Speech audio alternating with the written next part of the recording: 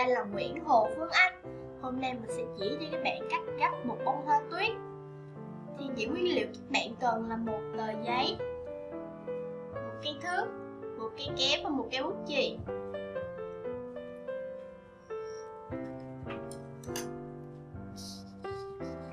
Đầu tiên mình sẽ gấp tờ giấy phần này qua bên này cho nó thẳng với nhau.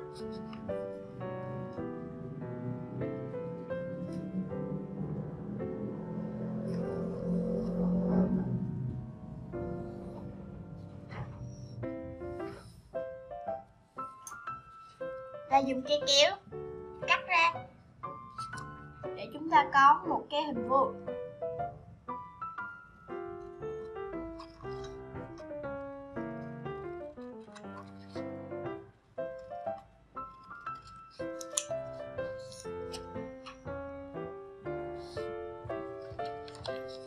Rồi.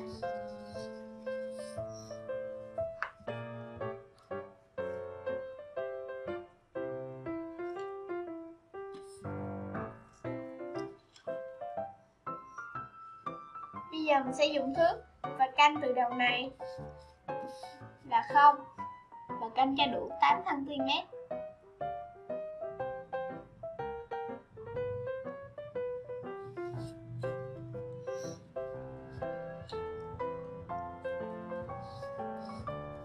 Và bây giờ mình sẽ gấp đôi tờ giấy lại. Bây giờ mình sẽ gấp đôi tờ giấy lại.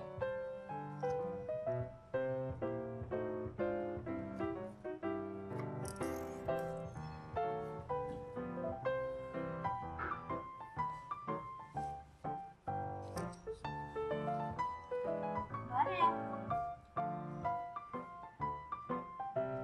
và canh cái phần này cho đến khi cái chấm mà mình dùng để đánh dấu nhé.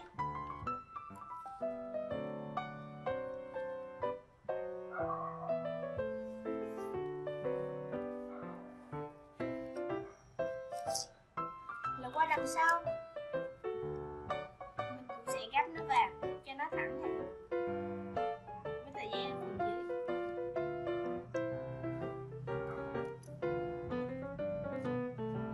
Và bây giờ mình sẽ gấp đôi tờ giấy lại.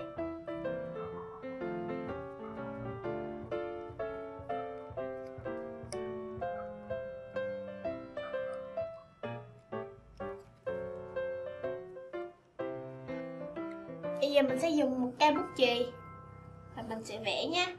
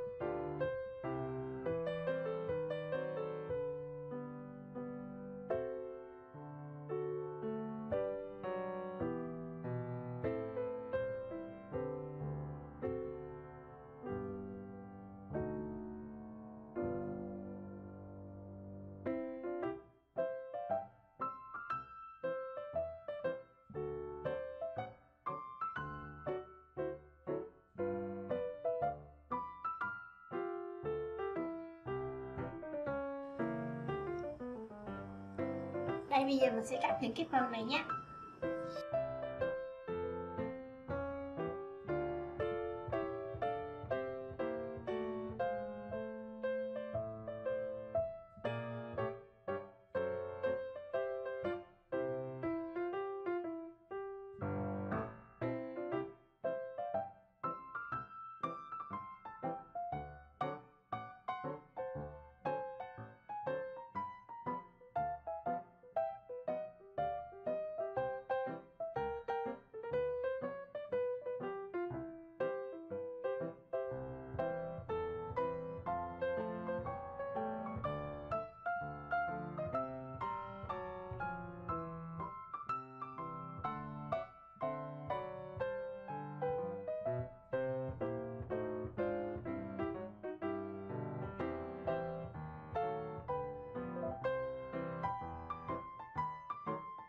sau khi cắt xong mình sẽ được một cái hình như thế này.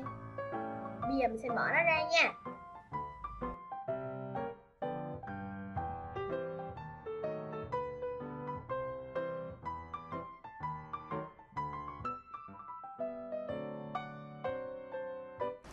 Vậy là xong một cái bông tuyết. Nếu mà các bạn muốn xếp thêm nhiều cái nữa thì mình cũng sẽ xếp giống vậy và vẽ cắt khác nhau. Ở đây thì mình có những cái hình mẫu.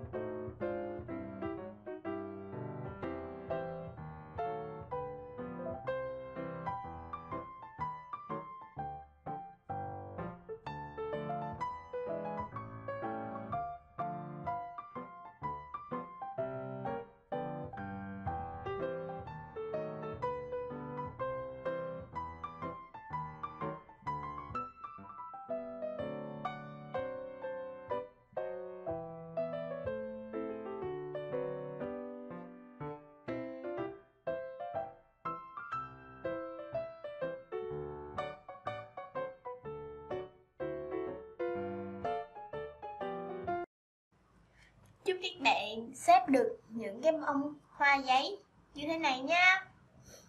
Cảm ơn các bạn đã xem video của mình. Đừng quên like, share và subscribe trên kênh PA Channel.